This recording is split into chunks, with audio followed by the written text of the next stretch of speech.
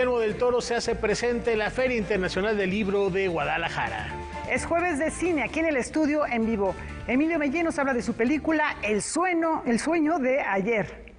Laura Barrera, ¿cómo estás? Muy buenas noches, amigos del auditorio. Qué gusto que nos acompañen. Ya diciembre, arrancamos el 12º mes de año, se acaba este 2022, pero tenemos mucha información que compartir con ustedes. Hola, Laura Regis, en la traducción de lenguas de señas mexicana. ¿Y con qué arrancamos, Laura? Rafa, bueno, algo que les hemos comentado desde ayer, dan el último adiós a Federico Silva en el Palacio de Bellas Artes. Vamos a ver. Alrededor de las 7:30 de la noche de ayer, las puertas del Palacio de Bellas Artes se abrieron para recibir los restos mortales del artista plástico Federico Silva y a todas las personas que se congregaron para darle el último adiós al multifacético creador.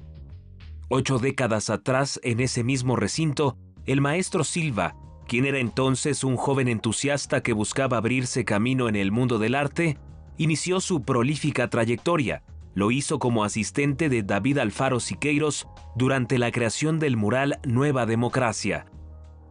Anoche, él mismo habría regresado al Coloso de Mármol para inaugurar la exposición retrospectiva Federico Silva, Lucha y Fraternidad, el triunfo de la rebeldía, que da cuenta de ese espíritu desobediente e inconforme que fue el motor de sus muchas reinvenciones. Ese espíritu de rebeldía que él decía se refería a la inconformidad permanente también de la creación misma, de un creador que tenía la capacidad de explorarlo, experimentarlo todo. Es uno, como se ha dicho aquí, de los espíritus más libres, más encomiables y más entrañables de nuestra historia plástica. Durante el homenaje de cuerpo presente organizado por la Secretaría de Cultura Federal, se recordó que a sus 99 años de edad, Federico Silva tenía aún muchos proyectos en puerta y seguía trabajando. Muestra de ello son las 3 piezas que creó ex profeso para la exposición que ahora se presenta en el Museo del Palacio de Bellas Artes. Hasta el último de sus días estuvo creando, hasta el último de los momentos participando en cada detalle de la exposición que vamos a descubrir. La obra de Federico Silva ha sido expuesta de forma individual en Bellas Artes en 3 ocasiones, en el 72, 77 y 97. Sin embargo, la muestra inaugurada anoche le entusiasmaba particularmente, pues veía en ella la síntesis de toda una vida consagrada al arte. Para Noticias 22, César H. Meléndez. Y después de escuchar esto, indiscutiblemente una buena manera de rendir homenaje a este singular personaje y referente del arte contemporáneo nacional es visitar esta muestra, Laura. Efectivamente, es Federico Silva, Lucha y Fraternidad, el triunfo de la rebeldía, no hay que perdérsela, más aún ahora como un tributo a su memoria. Ya está abierta al público la exposición Federico Silva, Lucha y Fraternidad, el triunfo de la rebeldía, un esfuerzo que busca resumir la incansable trayectoria del artista plástico mediante ejemplos muy precisos de las distintas técnicas y lenguajes que abarcó. Una lectura sintética de sus lenguajes artísticos, ¿no? De sus principales lenguajes artísticos, porque de todas maneras no te cabe, toda la vida de un artista no te cabe en unas salas. Más de 150 piezas entre pinturas, estudios murales, gráfica, esculturas, aparatos cinéticos, móviles y una película experimental conforman la exposición, materializada tras casi 2 años de conversaciones con el maestro Silva.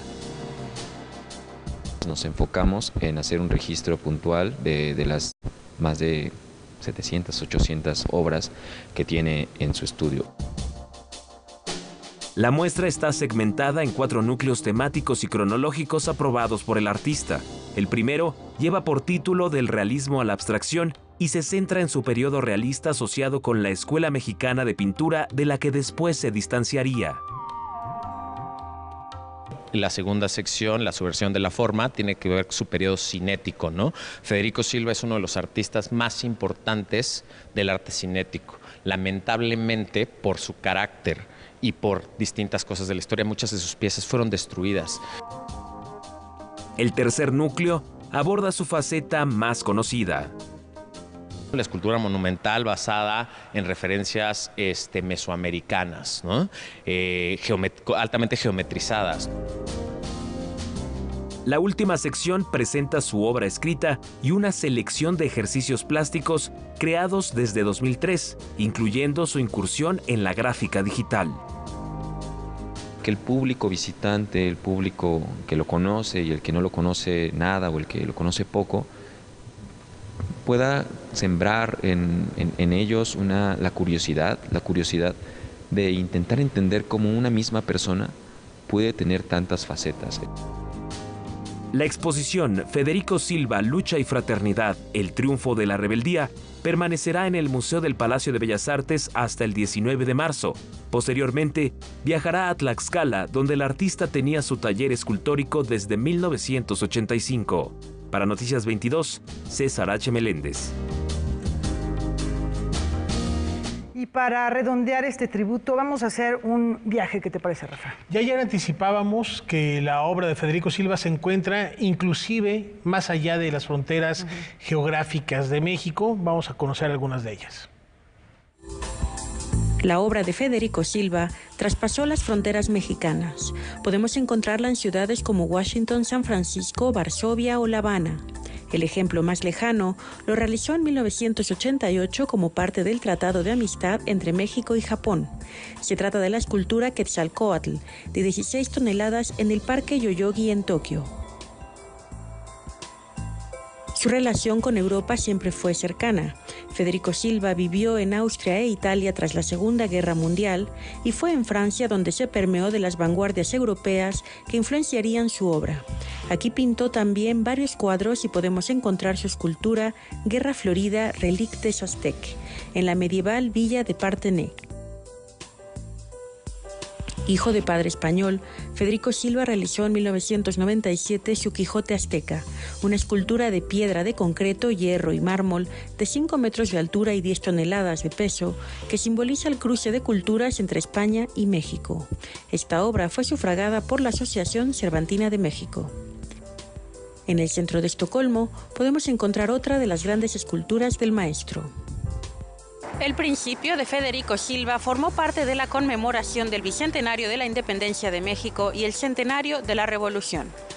Para Canal 22, desde Estocolmo, Suecia, Francina Islas, corresponsal.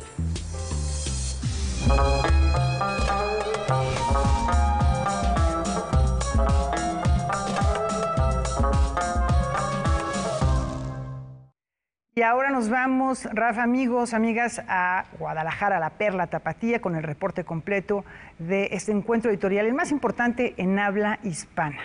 Karen Rivera, ¿cómo estás? Buenas noches. Platícanos, para quienes no estamos allá, también tenemos una muy buena alternativa de aproximarnos a los contenidos de este encuentro. Platícanos, Karen, buenas noches. ¿Qué tal, Rafael, Laura, amigos de Noticias 22? Qué gusto saludarlos desde la Feria Internacional del Libro de Guadalajara en su 36ª edición. Hoy es el día en el que los jóvenes lectores visitan esta feria porque acuden las primarias, las secundarias, las preparatorias y eso es muy bello. Así es, Rafael, para los que no tuvieron oportunidad de visitarla, está la opción de ver las actividades a través del streaming.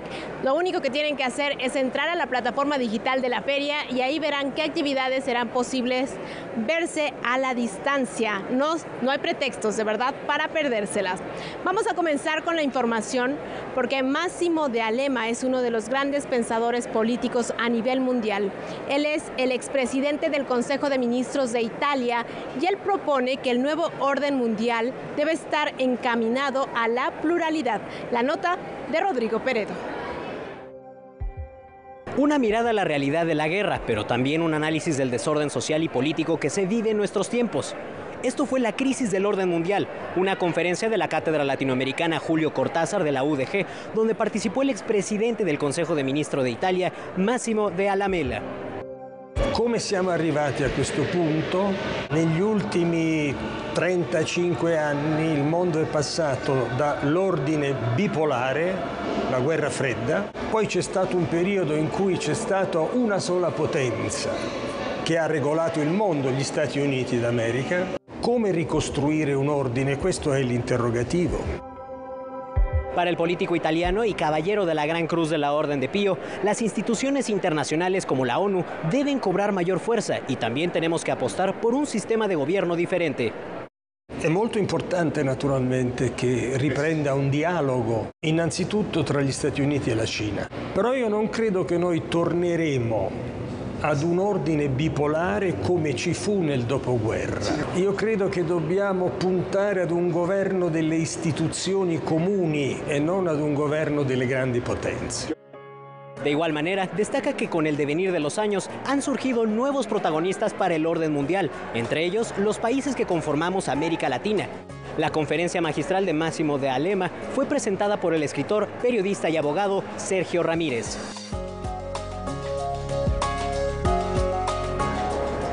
La desgarradora belleza que puede tener el universo femenino es narrada por la escritora quebequense Ellen Ryu. Ella nos muestra la historia de una mujer que no desea brindar con extraños y que no desea llorar por los mismos dolores. Aquí la información a través de Víctor Gaspar.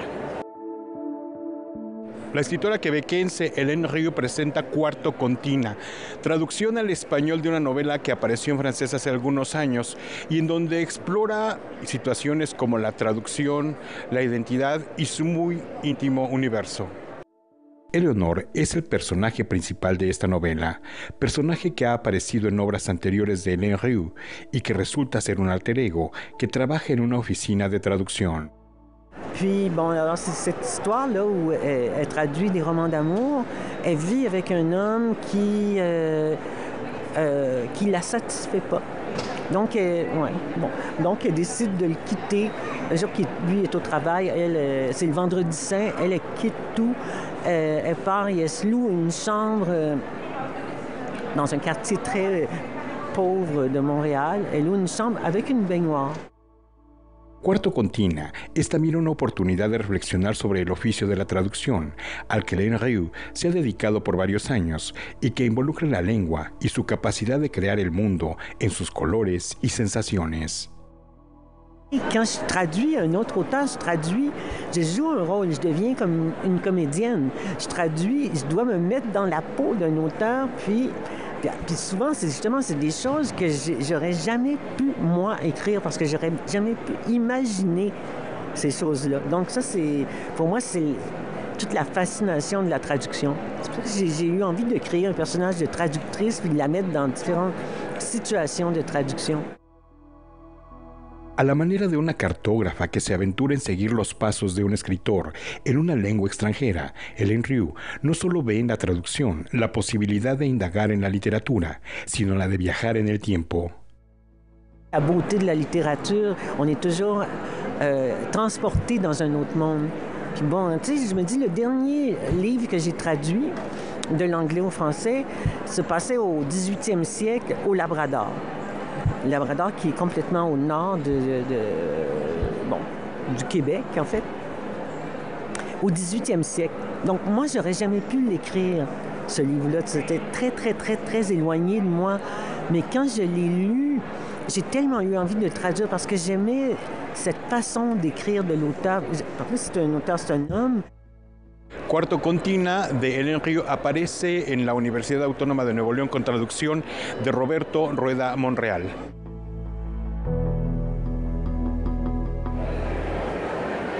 Y en este recorrido por las propuestas literarias del mundo nos vamos con la uruguaya Fernanda Trías. Ella es autora de libros como Mugre Rosa y aquí en La Pil presentó su novela La Ciudad Invencible. Además, participó en la mesa Latinoamérica Viva. La Ciudad Invencible es una novela breve que trata sobre un periodo de mi vida, los 2 años que viví en Buenos Aires, pero a su vez es una novela, entonces en ese sentido es una novela muy argentina, ¿no? Porque construye la ciudad de Buenos Aires, la literatura de la ciudad. No puedo desligar el hecho de que soy persona, soy uruguaya, soy mujer y soy escritora. Entonces, el gran desafío era pensar cómo puede un extranjero, pero en particular alguien con esas características, apropiarse de un lugar nuevo. Cuando todos los que inmigramos llegamos a un lugar y ese lugar no está cargado de significados para nosotros. Todas mis protagonistas son mujeres. Eso desde mi primer libro, no es algo nuevo, desde mi primer libro La azotea, que se publicó en 2001. Y pueden ser destinos trágicos, pueden ser protagonistas muy conflictivas, oscuras, complejas, pero el simple hecho de que ellas sean protagonistas y que ellas tengan la voz de la narración en primera persona, ya es darle un lugar a la mirada de la mujer, ¿no? Desde un lugar protagónico. A mí me gusta mucho el nombre Latinoamérica Viva porque sí siento que en este momento y en los últimos años hay una gran vitalidad en el panorama literario latinoamericano. Por otro lado, también veo una renovación del concepto de lo latinoamericano. Pienso que los escritores latinoamericanos estamos más cerca que nunca, en el sentido de leyéndonos, intercambiando, ya casi que en tiempo real. Y eso está transformando también lo que sería el influjo de las influencias literarias. Escapar de la heterosexualidad obligatoria no es nada sencillo, sobre todo si se trata en un mundo en el que habita el catolicismo, el racismo y los feminicidas. Así lo asegura la investigadora Norma Mogrovejo. 20 años después de su publicación, la investigadora Norma Mogrovejo actualiza su trabajo Teoría lésbica, participación política y literatura, una revisión minuciosa al sistema eurocentrista, heterosexual y patriarcal en el que vivimos. Este libro fue el primer libro académico que trataba el tema de la lucha de las lesbianas en América Latina, ¿no? Entonces fue muy importante porque por primera vez la academia tenía, digamos, en la perspectiva la posibilidad de considerar las luchas, en este caso de las lesbianas, como un grupo de la disidencia sexual, como ámbitos del conocimiento. La autora asevera que durante estas 2 décadas han habido cambios sustanciales en términos de aceptación, en los discursos y en la participación política. Desde el propio feminismo, pues hay distintas corrientes de pensamiento, ¿no? Hay pues corrientes que le han reclamado al Estado, por ejemplo, derechos para una mejor calidad de vida, para que pues tanto mujeres como lesbianas no mueran producto de los feminicidios o del lesboodio, ¿no? Y en esa parte ha sido una lucha muy fuerte. La gran pregunta aquí es, ¿qué se puede hacer para reformular nuestro sistema? Yo creo que hay que hacer comunidades, ¿no? Hay que trabajar desde la sociedad civil fundamentalmente, generar proyectos autónomos, autogestivos, ¿no? De plantear de que sí podemos hacer formas de trabajo comunitario, de autodefensa entre nosotras. Esta versión actualizada de Teoría lésbica, participación política y literatura se presenta bajo el sello de la Universidad Autónoma de la Ciudad de México. Así nuestro primer bloque informativo desde Guadalajara. Rafael, Laura, ¿qué les pareció? Bastante interesante, ¿no creen? Definitivamente, Karen, hay muchas cosas que comentar y reflexionar a partir de estos temas que ponen en la mesa los libros, la literatura, y qué mejor lugar para debatir al respecto que la Feria Internacional del Libro de Guadalajara. Vamos a una pausa, pero regresamos con ustedes. Hay más información, ahorita volvemos.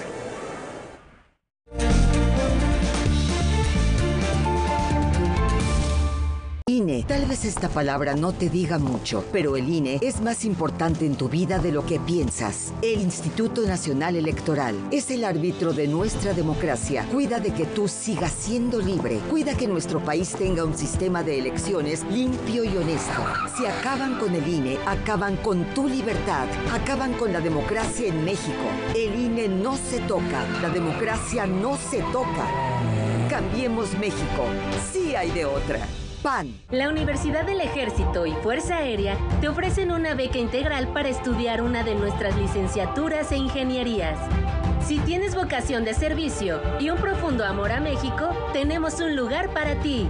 Prepárate y participa. Consulta las bases en nuestra convocatoria a través de nuestras redes sociales. Universidad del Ejército y Fuerza Aérea. A tu futuro, dile presente. La gran Fuerza de México. Gobierno de México. Ya llegó la nueva temporada de Me Canso Ganso. El único programa de la televisión mexicana donde la palabra canta y el pensamiento vuela. Jueves, 21 a 30 horas.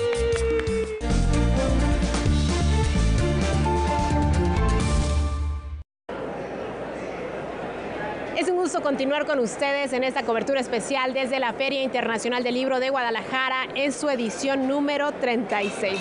Ilustradores de Sharjah y de México se dieron cita en el pabellón del país invitado para mostrarnos unas propuestas que cautivan por sus formas y por sus colores.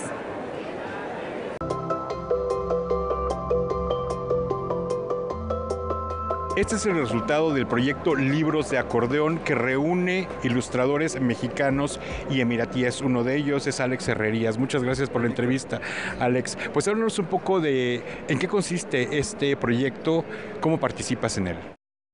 La autoridad del libro, la Sharjah Book Authority, contemplando que son el país invitado, selecciona a 8 ilustradores mexicanos para trabajar en una dupla con 8 ilustradores emiratis. Yo tuve la fortuna de trabajar con Fátima Al-Amri, una talentosa joven ilustradora, 27, 28 años.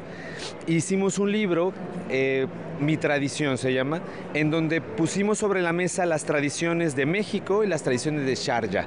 Y elegimos en este caso la tradición textil, las artesanías textiles que tenemos aquí desde lo que se hace en Teotitlán del Valle, los tenangos, y descubrí que en Sharjah ellos tienen también una tradición textil y bueno, mezclamos todo el proyecto. ¿Qué puntos en común en los colores, en las formas y la presencia de los animales y la mitología? Tomamos animales de ellos que son importantes, como el antílope, el camello. Yo no sabía que se comían los camellos, es una cosa... porque es interesante porque me llevan a trabajar con ella. Yo pongo sobre la mesa animales de México, el armadillo, pongo el pavo real, pongo muchas cosas, el guajolote.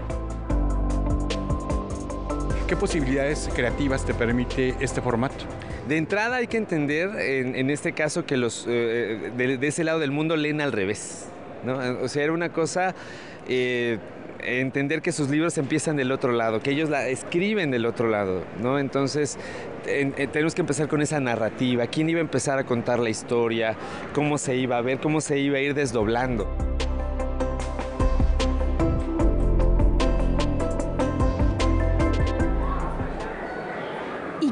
Olvidar a Pinocho, la historia de esta marioneta que quiere convertirse en niño de carne y hueso, llegó a la feria de la mano de Guillermo del Toro a través de la virtualidad para presentarnos un libro, una edición muy particular y muy especial. Vamos contigo, Rodrigo Peredo.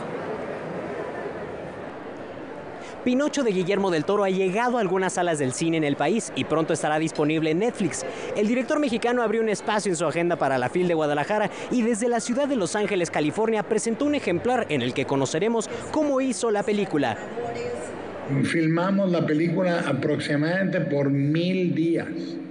1000 días. Y llegamos a tener más de 60 unidades de trabajo filmando al mismo tiempo.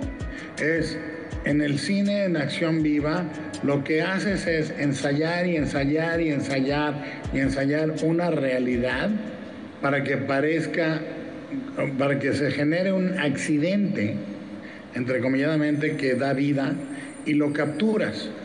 En animación, tú generas todo.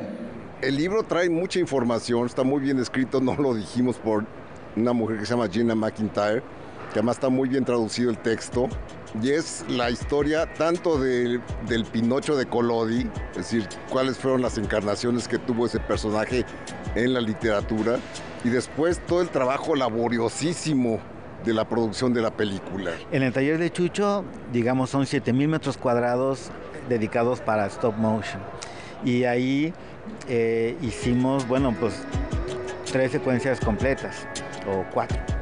Y son desde los puppets hasta la construcción de maquetas, la fotografía y el arte. Desde que conocimos el proyecto y pudimos verlo, ya no había duda. Todos sabíamos que iba a ser una película que iba a dejar un precedente. El libro del Pinocho de Guillermo del Toro es una publicación de Trilce Ediciones que se da gracias a una colaboración con la Universidad de Guadalajara. Solo se han impreso 180 ejemplares para la FIL, algunos firmados por el cineasta tapatío. Quienes no puedan comprarlo ahora tendrán que esperar hasta los primeros meses del 2023.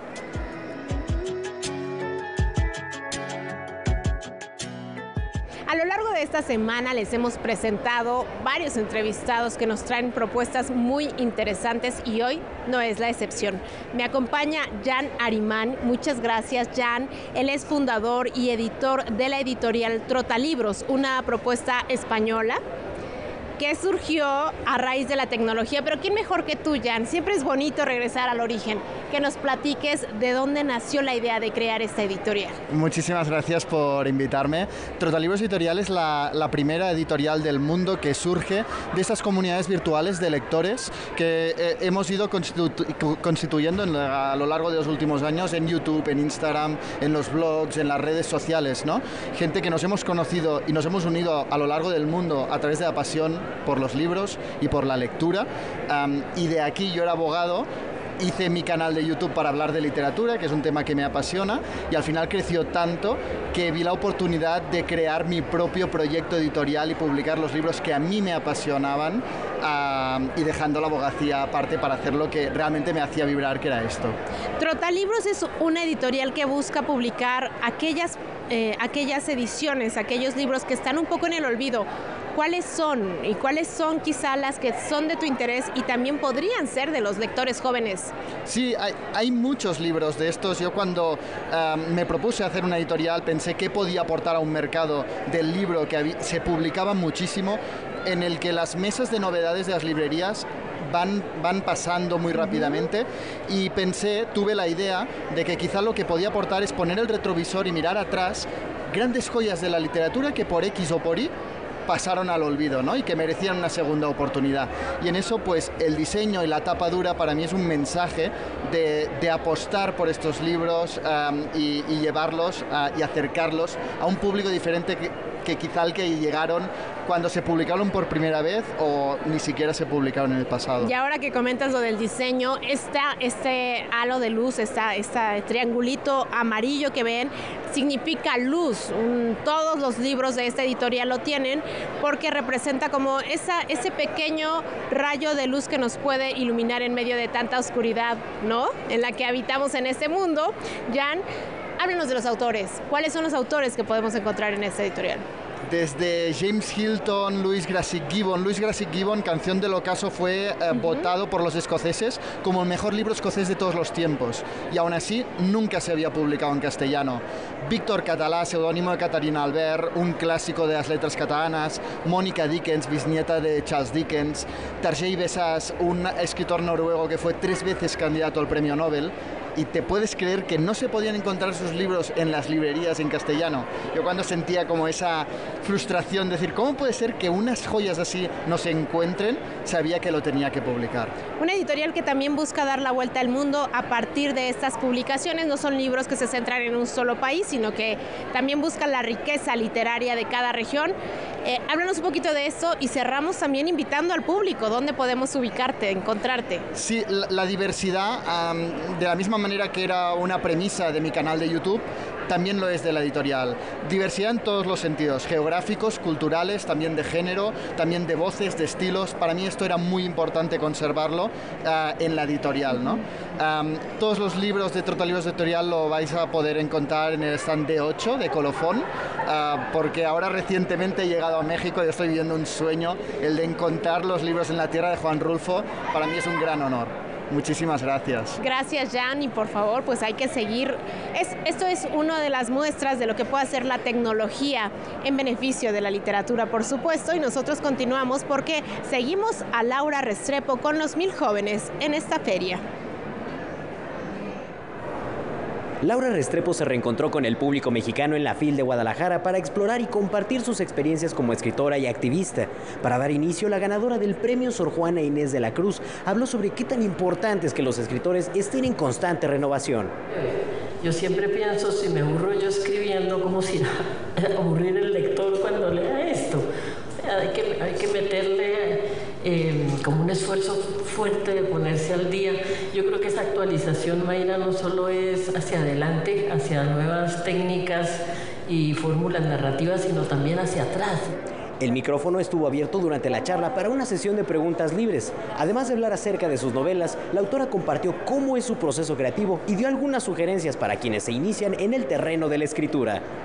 Pero permitir que el tema te estremezca, que te estés enfrentando a algo muy desconocido. Si ustedes se fijan, Mayra, que se ha leído todas estas novelas y ha ayudado a parirlas, el personaje central de mi novela siempre es alguien que no sabe de qué está hablando, no tiene ni idea. Porque yo digo, es un personaje que representa al lector, que cuando coge el libro no sabe qué le van a contar, y representa al autor, que cuando empieza tampoco sabe. El debate político también tuvo cabida durante la charla. La autora colombiana compartió una reflexión en torno a los cambios de la izquierda en América Latina. Yo siempre he creído que la historia es una piedra enorme, pesadísima de mover, y que si uno le dedica toda su vida, y mucha gente le han dedicado también su muerte, a moverla una milimésima fracción de átomo, vale la pena. Es decir, no vas a hacer mucho más, pero hiciste eso. Y hay que pensar también que la pelea nunca para. Cuando me dicen es que la izquierda fracasó, ¿cómo fracasó? ¿Y acaso cuándo paramos de pelear?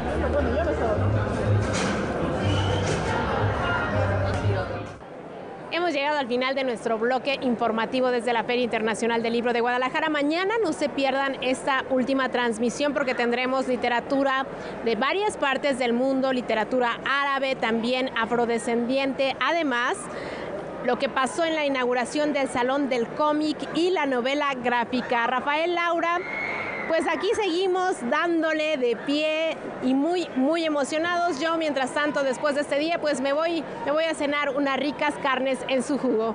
Regreso con ustedes al estudio. Excelente, Karen, muchas gracias. Oye, y en cuanto a los libros que te encargamos, que tú ofreciste, ya estamos checando catálogo y no te salvas. Gracias por esta cobertura tan completa. ¿No las puede cambiar por el de Guillermo del Toro? O el de Oscar Wilde que tiene ahí en la mesa, ya está diciendo que sí. Gracias, Karen. Hasta mañana.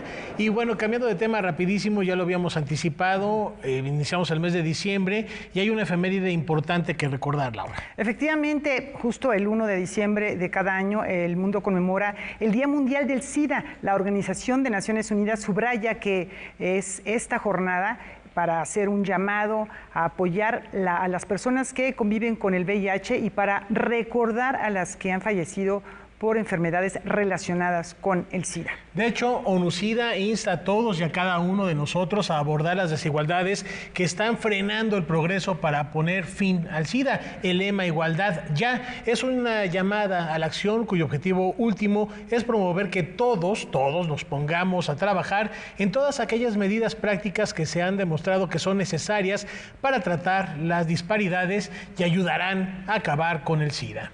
Y bueno, los nuevos datos de ONU-SIDA sobre la respuesta mundial al VIH revelan que durante los 2 últimos años del COVID-19 y otras crisis mundiales, el progreso contra la pandemia del VIH ha sufrido, pues, no un progreso, sino un retroceso. Los recursos se han reducido y como resultado hay millones de vidas que están en riesgo. Quedan tan solo 8 años para alcanzar el objetivo de 2030 de poner final al SIDA, como anticipaba la Organización Mundial de la Salud, y terminar con esta amenaza para el mundo. Ojalá en 2030 se alcance esta meta y por eso es importante hoy reflexionar en torno a esta jornada. Cambiamos de tema, Laura, una recomendación. Bueno, sí, porque hoy en Debate 22 vamos a hablar de las izquierdas en América Latina. Jacaranda Correa recibe al politólogo de la Pontificia Universidad Católica de Perú, Farid Hajat, y al politólogo de la Universidad Federal del Estado de Río de Janeiro, Fabrizio Pereira. No se pierdan Debate 22 al término de este espacio formativo. Por lo pronto, un brevísimo corte. Volvemos. Ya volvemos.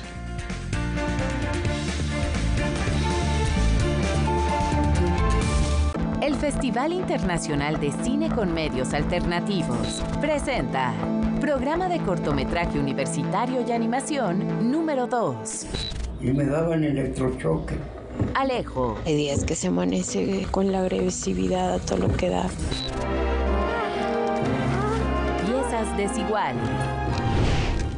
Es la mierda. Pero se entienden en 40 minutos. Visitante en un sueño. Todos contentos como siempre.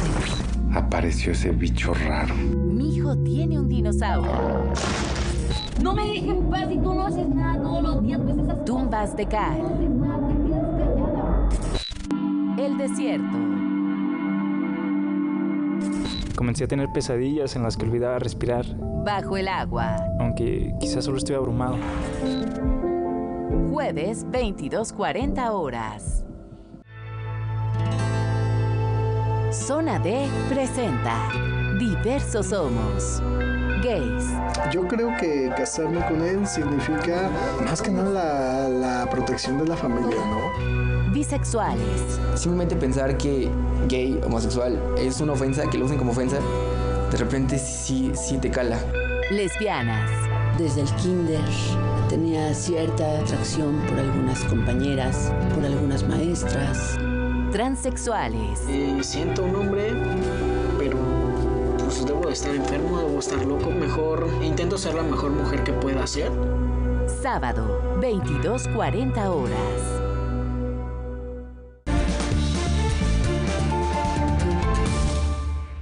Es jueves de Marquesina y ya les habíamos anunciado gran invitado el día de hoy, Rafa. Y mucha información cinematográfica, no todos son buenas noticias. Julio López, vamos contigo.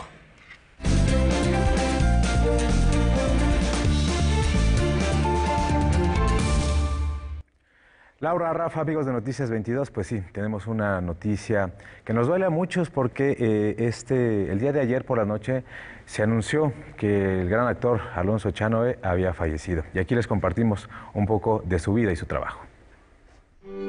Murió a los 68 años Alonso Echanove, uno de los actores mexicanos más prolíficos de las décadas de 1980 y 1990.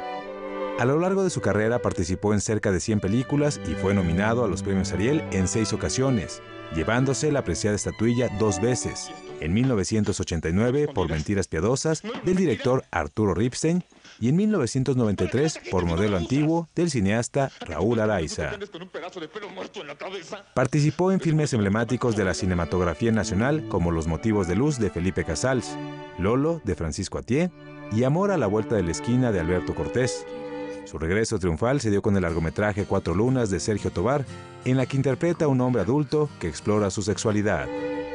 Alonso Echanove nació el 28 de agosto de 1954 en Guanajuato. Heredó el gusto por la actuación de su madre, la actriz Josefina Echanove. Noticias 22, Julio López. Bueno, nuestras condolencias a sus amigos y familiares. Y ahora vamos a cambiar de tema porque ya lo decíamos, está con nosotros Emilio Mayé. Muchísimas gracias por estar con nosotros esta noche. ¿Cómo estás? Buenas noches, ¿qué tal?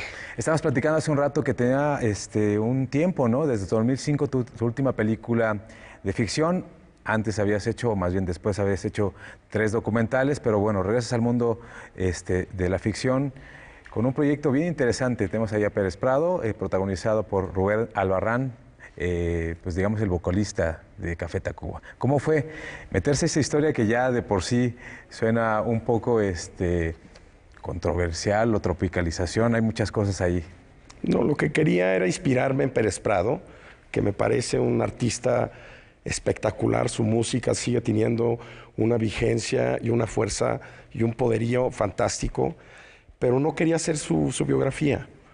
Los biopic me parece que a veces se limitan en el espacio imaginario que puedes crear. Y ya si vas a inventar porque de todos modos en los mismos biopic nos damos o los proyectos se dan el tiempo de inventar cosas que tal vez no sucedieron, pues mejor quise inventar todo. Y en esta película todo lo que se cuenta es un mundo imaginario, abre un espacio de la imaginación y cuenta la historia de un Pérez Prado que resucita y regresa 20 años después de su muerte a una Ciudad de México, a la Ciudad de México actual, a tratar de reencontrarse con el amor de su vida, ¿no? Así es, en la Ciudad de México que también se escuchan otros ritmos, ¿no? También creo que eso es una parte importante de la película, que no solo vamos a escuchar la música de Pérez Prado, sino que lo enfrentas a este personaje con una realidad completamente diferente a la suya. La música es un elemento muy importante de la película y por eso la opción de Rubén Albarrán y de Micaela Monet, que es la cantante en la vida real, que interpreta el papel de la mujer que Pérez Prado tiene que reencontrar. Ella también es la primera vez que actuaba, ¿no? Entonces Rubén y ella hicieron su debut cinematográfico con esta historia que finalmente es una historia musical y yo quería dos personajes que se movieran al ritmo de la música de una manera como lo hacen los cantantes en la vida real. Con tanta libertad, digamos, en la presentación de este Pérez Prado, ¿cómo fue el trabajo con Rubén? En el sentido del acento, obviamente Pérez Prado era cubano, ¿no? Y en su fisicalidad, ¿no? En su forma de moverse y estar frente a pantalla. Vimos evidentemente muchos videos de Pérez Prado, pero finalmente lo que logramos con Rubén es que Rubén mantiene su personalidad. O sea, tal vez esta misma película podría haber sido un sueño de Rubén Albarrán. No se plantea de esta manera, pero Rubén se mueve como Pérez Prado, pero también se mueve como Rubén Albarrán. Y yo quería también que la película misma y el personaje que él está tomando tuviera esa libertad de movimientos, de locura, de libertad, ¿no? Y es una película que habla también mucho habla de la muerte, del espacio de la muerte, ligado al espacio de la música, y por eso Rubén me parecía que era realmente la mejor persona para hacerlo. Así es, ahí tenemos otros personajes, ¿no? Tenemos a Benny Manuel, que también da vida a una especie como de guía en este andar por la Ciudad de México de Pérez Prado, ¿no? Benny Manuel se convierte un poco como el Sancho Panza de este Don Quijote Pérez Prado, que es Rubén Albarrán. Lo guía dentro de su inocencia al mundo de la noche, que es un mundo que no conoce. Este personaje que interpreta Benny Manuel es un personaje inocente, que no se da cuenta de las cosas, que cree en un personaje que se da cuenta que está muerto y no logra saber entre el bien y el mal, está muerto, no está muerto, si murió, cómo es posible que esté ahora. Entonces jugamos con la fantasía. Es lo que yo quería. La muerte es un elemento que está metido en la película todo el tiempo. Ahí está interpretado por una gran actriz que es Blanca Guerra, ¿no? Pero cambiando un poquito de tema, me gustaría que me hablaras justamente de esta parte de la exhibición de la película, ¿no? La película ya está en una plataforma, pero además va a llegar a salas comerciales. Sí, está desde ayer, 30 de noviembre, en Amazon Prime Video, en todo el continente americano, desde Canadá hasta Argentina.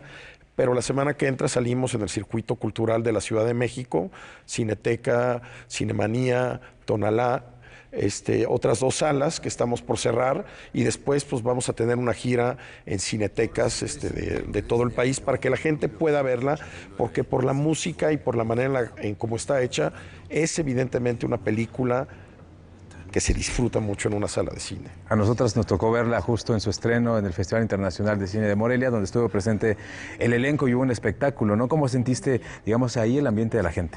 No, queríamos aprovechar la disponibilidad de Rubén, que coincidió que en ese momento no estaba de gira con Café Tacuba, con un espectáculo personal.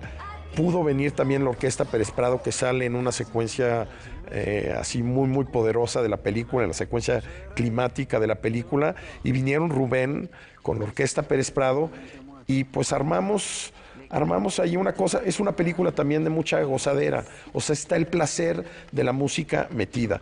Y claro, Pérez Prado tiene eso y lo sigue teniendo, pero también hay ritmos actuales que lo tienen y para mí era un elemento muy importante. Es el placer de la música también y es lo que guía de cierta manera a este personaje en una Ciudad de México que de pronto no reconoce, pero se va guiando por la música y por las mujeres para tratar de llegar al final de lo que él está buscando. Vamos a encontrar obviamente los mambos, ¿no? Pero también encontramos reggaetón, pero también encontramos rap, hay un poco de todo. Emilio, ya solo me resta agradecerte muchísimo, desearte mucho éxito con esta película y estaremos esperando tu siguiente proyecto que tiene que ver con artes escénicas y también con otro tipo de ritmos y de cosas que están ahí mezcladas. Muchas gracias por la invitación. Un placer. Bueno, pues ahí lo tienen Laura, Rafael, ¿cómo ven esta película para este fin de semana? No, fascinante y además qué bueno rescatar la memoria de Pérez Prado y se ve Rubén Albarrán impresionante la caracterización. A mí me encantó, no me lo esperaba ver en una película pues, de esta manera y además yo creo que es un personaje que va muy bien con esta soltura que tenía Pérez Prado y que además me parece una buena manera de conectar con las nuevas generaciones.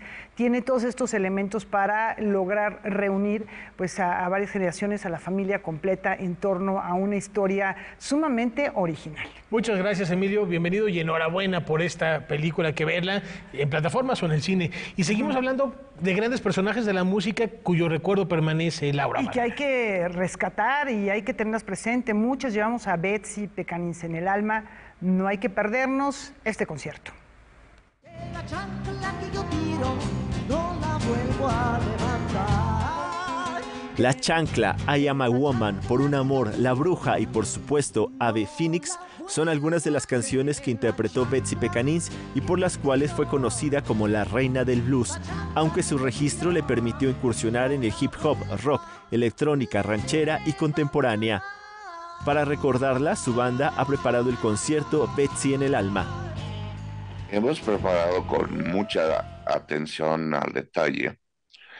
En su gran mayoría, el grosso es selecciones del disco póstumo, que es el Ave Phoenix, que fue el último cuerpo de trabajo, body of work de Betsy Pecanins, del cual Jorge García Montemayor y su servidor fuimos los productores. Entonces, eso nadie más lo tiene. Ya tiene de jazz, tiene de blues, tiene de todo, de la música mundial. Y es difícil encontrarse una compositora que reúna todo eso en uno solo. Ahora sí, su curadito del maguey en cada canción. Además de la banda que la acompañó por años, en el concierto estarán Elena Garnes, Nayeli Stanfield y Geraldine Ramos. Betsy en el alma será el viernes 2 de diciembre en el Foro del Tejedor en la Ciudad de México. Noticias 22, Alberto Aranda. ¿Vamos a una pausa? No se muevan de sus lugares, regresamos a Noticias 22.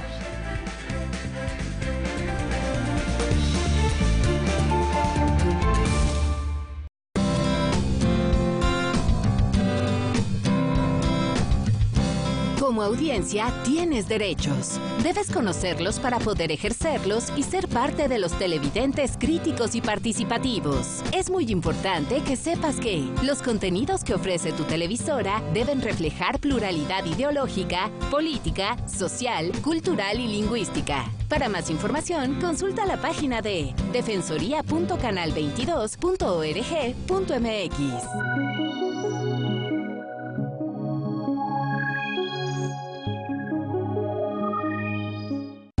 Los espero hoy a las 9 de la noche aquí en Debate 22 porque hoy vamos a hablar de los alcances, los retos de los gobiernos de izquierda y progresistas en América Latina. Nos vamos a conectar hasta Brasil y hasta Perú. Farid Cajat, ¿cómo estás? ¿Cómo ves? ¿A qué nos enfrentamos con esta nueva María Rosa? ¿Se puede llamar en América Latina? Bien, gracias. Sí, hay un número, una masa crítica de gobiernos de izquierda que no se veía en más de una década, pero creo que lo que prevalece es el descontento con el oficialismo. La izquierda se beneficia de él cuando está en la oposición, pero también pierde elecciones cuando está en el gobierno. Fabricio, ¿será fácil gobernar para estos gobiernos de izquierda? Será difícil, se puede prever gobiernos más moderados y un ciclo más acotado en el tiempo. Bien, pues de esto y más vamos a hablar hoy aquí a las 9 de la noche en Debate 22.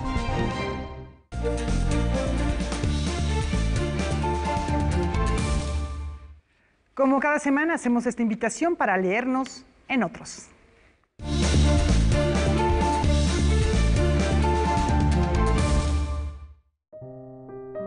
El 19 de diciembre de 1980, en la ciudad de Guatemala, un día antes de su regreso a México, el auto de doña Julia Falla es interceptado por policías del G2, Ejército de Guatemala, en pleno centro.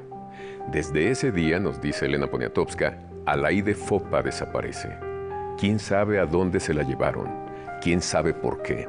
Solo el ejército guatemalteco lo sabe y solo la guerrilla lo sospecha y lo teme como lo previó Mario, el guerrillero.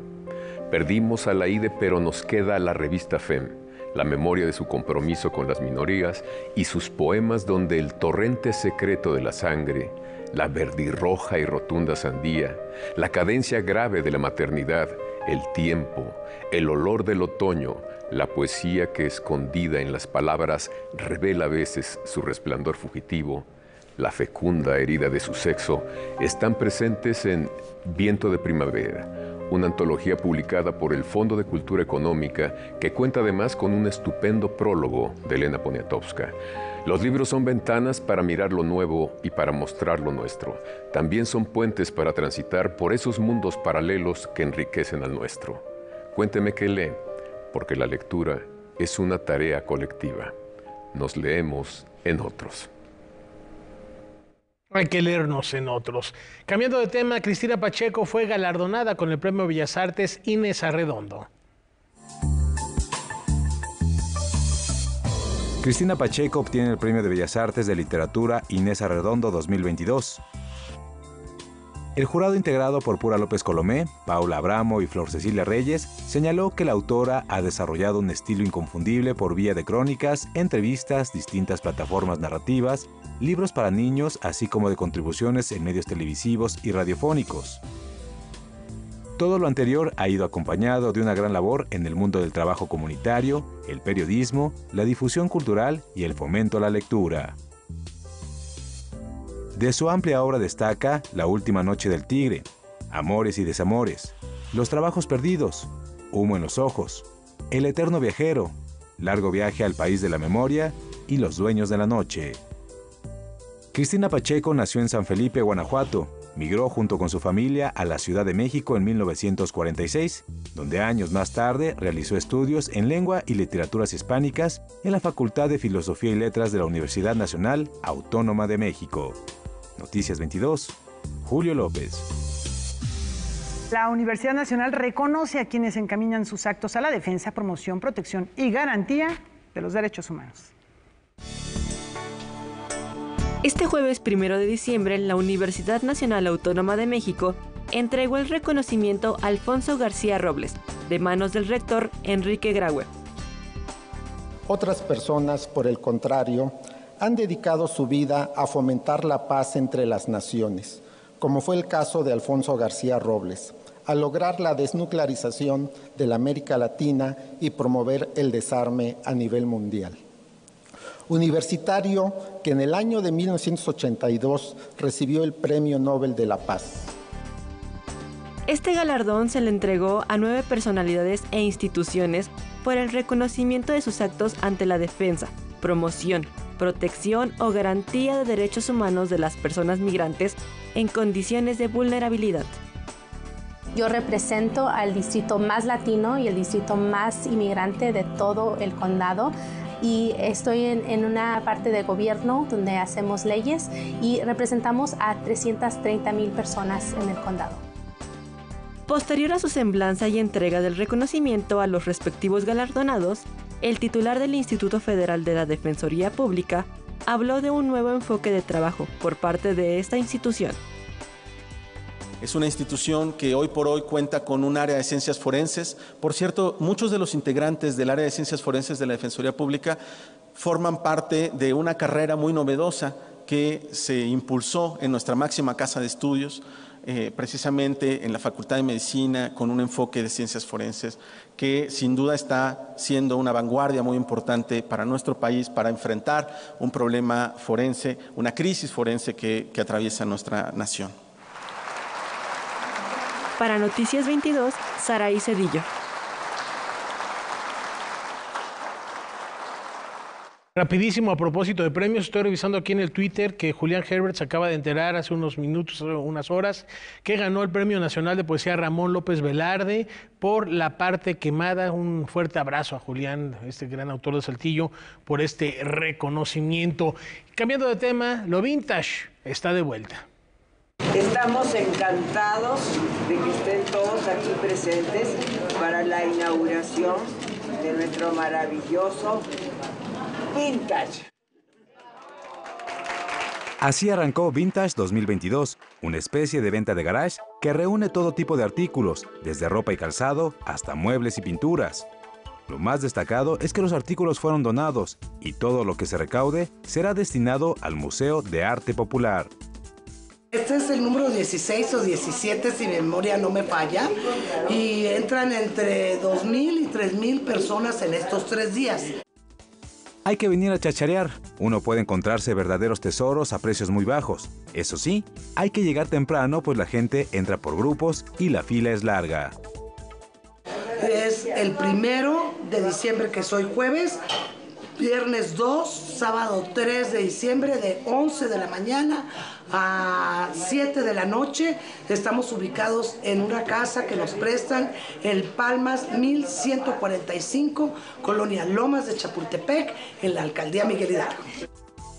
No es raro ver entre los asistentes anticuarios buscando valiosas piezas de oro y plata o revisando cuidadosamente una pintura.